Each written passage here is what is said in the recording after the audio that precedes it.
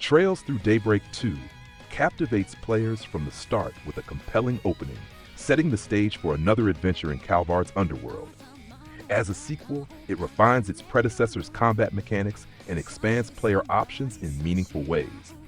However, while the gameplay sees notable improvements, the narrative falters at times, struggling with pacing and focus. The result is a mixed experience, one that excels in combat depth but falls short of delivering a consistently engaging story.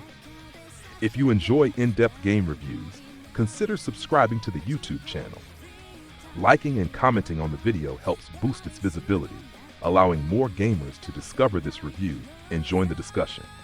Your support goes a long way in growing the channel and keeping these reviews coming. Now that we've got that out of the way, grab your gear and let's dive back into the adventure. The game picks up 3 months after the first installment, with Van Arkwright drawn into a murder investigation where he is the primary suspect. The early chapters thrive on a gripping crime drama and investigative angle, reminiscent of the first installment. The addition of timeline hopping adds an intriguing twist, maintaining player engagement early on. However, as the story unfolds, its focus begins to waver. While Falcom's world building remains intricate, the overarching plot often feels like filler rather than a significant progression of the Calvard arc. Some character arcs, such as Quatre's reckoning with his past and Fairy's search for self-identity, are handled well, but the game leans heavily on references to Trails into Reverie and previous storylines. This reliance makes Daybreak II less accessible to newer players. Structurally, the game's split route system, where Van leads one side while Swin and Nadia take the other, effectively provides different perspectives and helps with pacing. While the broader narrative lacks tight cohesion, characters are given more meaningful roles rather than being sidelined due to the large cast. Among those, Quatre's story stands out as one of the most well-developed.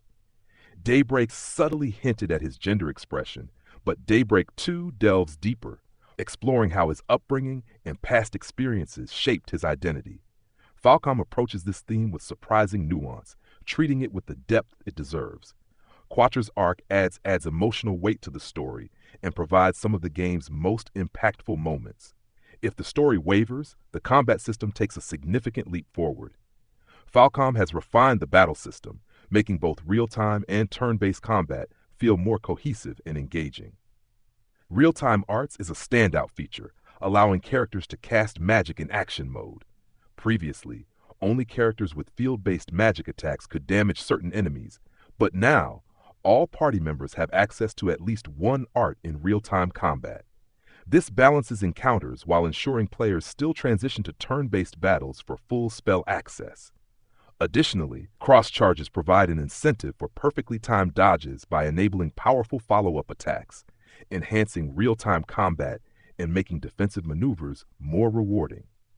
EX chains introduce a satisfying way to deal significant damage, particularly as the game discourages S-craft spam with a recast timer.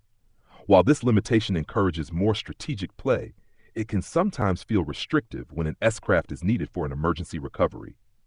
Meanwhile, the Märchengarten, inspired by Falcom's past dungeon crawler elements, Sky the Third, Reverie Corridor, offers a space for leveling, resource farming, and testing new party compositions. Combat balance has improved, though the episodic structure can sometimes catch players off guard with consecutive boss fights. Despite this, the challenge feels more deliberate, making battles more engaging than in the first game. Visually, Daybreak II features subtle but noticeable improvements over its predecessor. Animations are smoother, and character models have received a slight polish, though the changes aren't drastic. The music remains as strong as ever, continuing Falcom's legacy of excellent soundtracks. Voice acting is generally solid, though certain performances, such as Rennie's, feel somewhat off compared to past portrayals, which longtime fans may notice. Ultimately, Trails Through Daybreak II is a worthy but uneven sequel in the Trails series.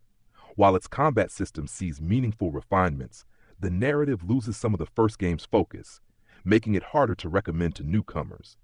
The game demands familiarity with previous titles, particularly Reverie, which may alienate those who haven't followed the series closely. However, For dedicated Trails fans, Daybreak 2 offers enough compelling character moments and improved combat mechanics to make it a worthwhile experience, even if it doesn't rank among the series' strongest entries.